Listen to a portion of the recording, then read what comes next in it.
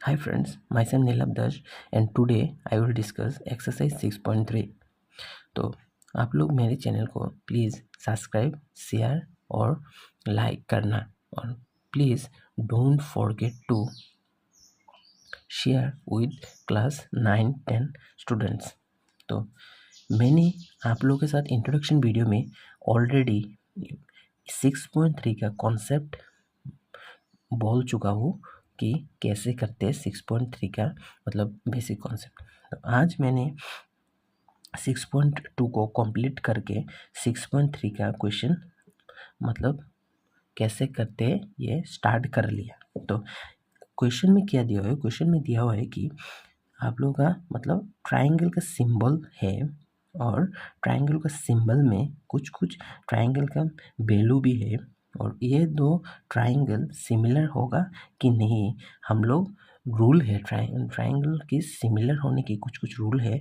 ये जो रूल है ये हम लोग आइडेंटिफाई करेंगे और कहेंगे कि ये ट्रायंगल सिमिलर होगा और ये ट्रायंगल सिमिलर नहीं होगा।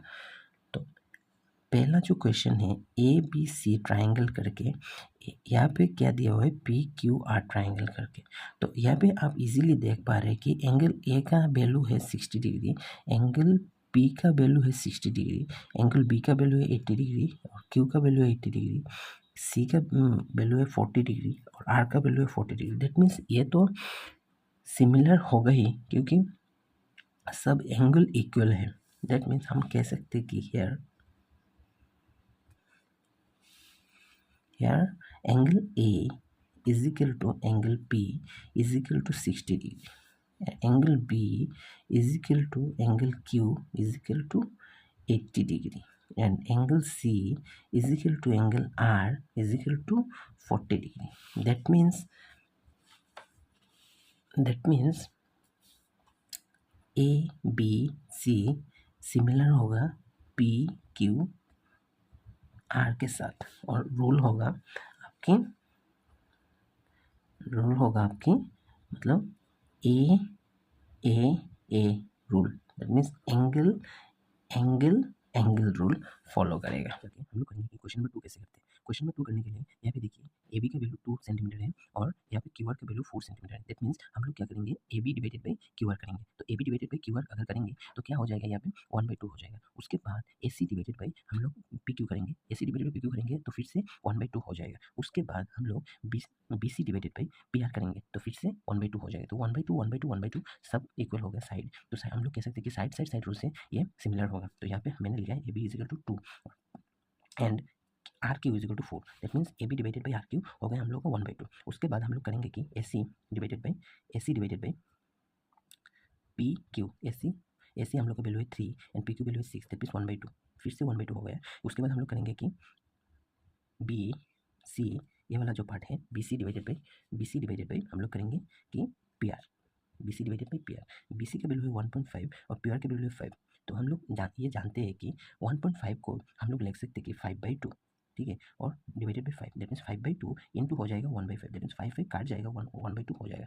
तो हम लोग यहाँ पे देख पा रहे हैं कि A B divided by Q R is equal to A C divided by P Q is equal to B C divided by P R is equal to 1/2। That means हम लोग कह सकते हैं कि ट्राइंगल ए बी सी कौन similar होगा triangle P Q are से। और रूल हम लोग यूज़ करेंगे, यहाँ पे हम लोग रूल यूज़ करेंगे साइड दैट मीन्स साइड से साइड क्राइटेरियन से हम लोग कह सकते हैं कि ये ट्राइंगल सिमिलर होगा।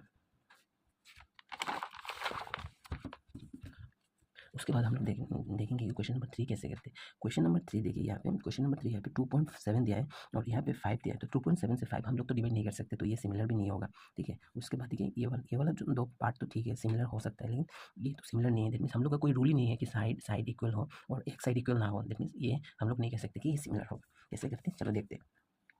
यहाँ पे क्या दिया हुआ है, यहाँ पे हम लोग लिख सकते हैं कि 2 दैट मीन्स ये वाला जो पार्ट है M P divided by D E that means 2/4, ठीक है, और 2/4 हो जाएगा 1/2 और L P divided by D F that means 3/6 that means ये भी हो जाएगा 1/2। लेकिन हम लोग ये नहीं कह सकते कि एल एम, ठीक है, और E F divided by L M that means 5 divided by 2.7 तो ये तो नहीं होगा, ठीक है। तो हम लोग ये कह सकते हैं कि M P divided by D F is equal to L L P divided by D F not is equal to E F divided by L M. That means ये सिमिलर नहीं होगा, it is not similar, not a similar triangle.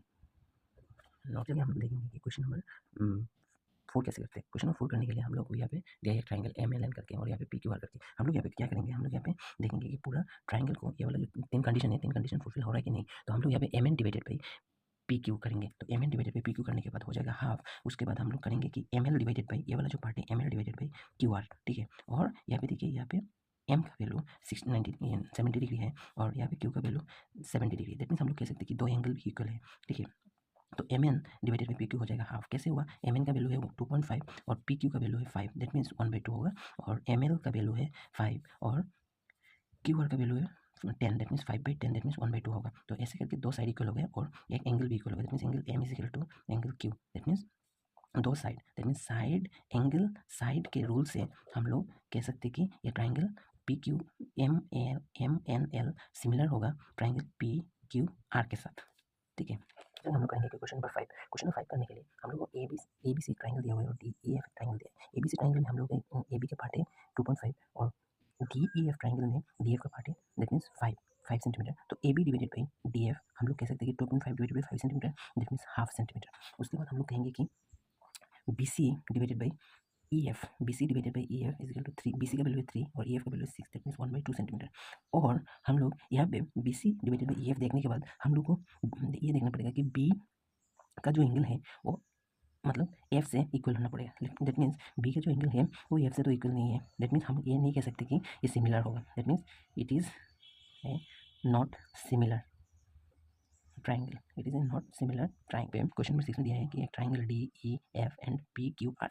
तो D E F triangle में F का value नहीं है, F का value हम लोग को मतलब अब फाइंड करना पड़ेगा। तो सब मिला के 180 डिग्री होता है, दैट मीन्स 70 + 80 दैट मीन्स 180 से माइनस करेंगे तो एफ का वैल्यू हो जाएगा 30, ठीक है। इसका वैल्यू हो गया 30 और इसका वैल्यू ये 80 + 30 होता है 8 9 10 11, दैट मीन्स 110 और 70 मिलाएंगे तो 180 हो जाएगा, दैट मीन्स ये वाला होगा 70। अब जाके हम लोग देखेंगे कि सब इक्वल हो गया, दैट मीन्स ये वाला ई का वैल्यू क्यू का वैल्यू से मिल रहा है, एफ का वैल्यू आर का वैल्यू से मिल रहा है, डी का वैल्यू पी का वैल्यू से मिल रहा है। दैट मीन्स हम कह सकते हैं कि D is equal to P, angle D is equal to P, angle E is equal to angle Q, angle F is equal to angle R. That means therefore triangle DEF similar to triangle PQR कौन सी rule से, a rule से similar होगा।